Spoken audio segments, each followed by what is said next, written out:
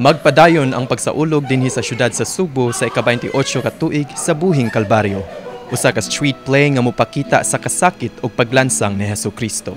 Ang maong dula o play na andan nga ipahigayon matag Biyernes Santo. Karong tuiga, gitakda kini sa Abril 18, 2025. Matod sa artistic director sa maong dula, angay nga saksihan sa mga Cebuano ang buhing Kalbaryo, ilabi na nga adunay mga kausaban sa una ug sa hinapos nga bahin sa pasundayag. Na ako'y gi-change ang opening ug ang ending. So mao na ang atnan sa tanan unsay changes karon tuigas. Pag inyong nakita ang opening, mao tong opening for this year.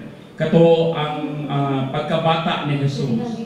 So ang among end karon namatay gihapon siya but in a different way. Naami bag-ong giandam para sa katawhan kung unsa karon ang end part sa buhing Kalbaryo of 2025. 28 na katuig sukad gisugdan ang buhing Kalbaryo ug kini tanan gipaluyuhan ug nasaksihan sa founder ug utok sa maong play nga si kanhi Mayor Michael Rama. Sa sugod yun ani among giling i-emphasize ang barangayan. Nakita ninyo nagtinabangay ang barangay Kalamba, na Nicolas o Guadalupe. Nga mag-apel mo yun sa pagdat ko. So, judge, makikan sa kalulasan o mga kasilinganan. Muna, abot pa mga ito ni Adto, abot pa ang Basak Pardo, abot pa ang Busay, Kanapay Talamban, Granilla. Nagkanayon si Rama nga gawas sa pagbalaan sa Semana Santa, magsilbi usab kini nga tourist attraction alang sa mga pamilya ug individual.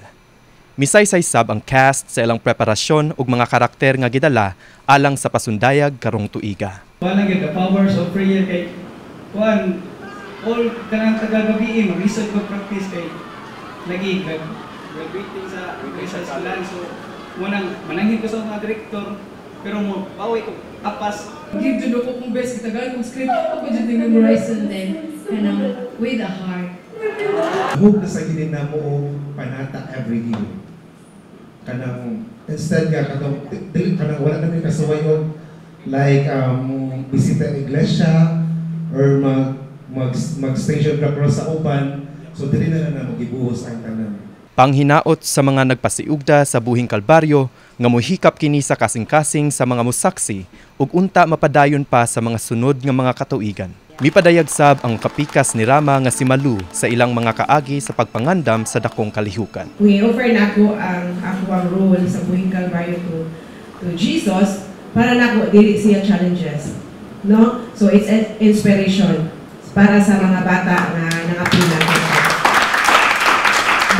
Dili na ko challenges para sa mga bata sa pagdaan nila kay kani sila from papa, mama, anak, way siguro mga apo na. Kay kani sila 28 years na ni sila. So tanan ako nang gisalig nila kaning mga directors karon. So sila na cast ni sila sa una pero karon sila na nag-direct sa ato ang buhing Kalbaryo. So ato silang pagpaka. Ang ika-28 nga buhing Kalbaryo pagasugdan sa Cebu City Children's Park sa Barangay Pasil, hangtod sa Espina Compound sa Barangay Guadalupe via V. Rama Road. Kini si John Ryan Ledesma, alang sa MyTV Cebu.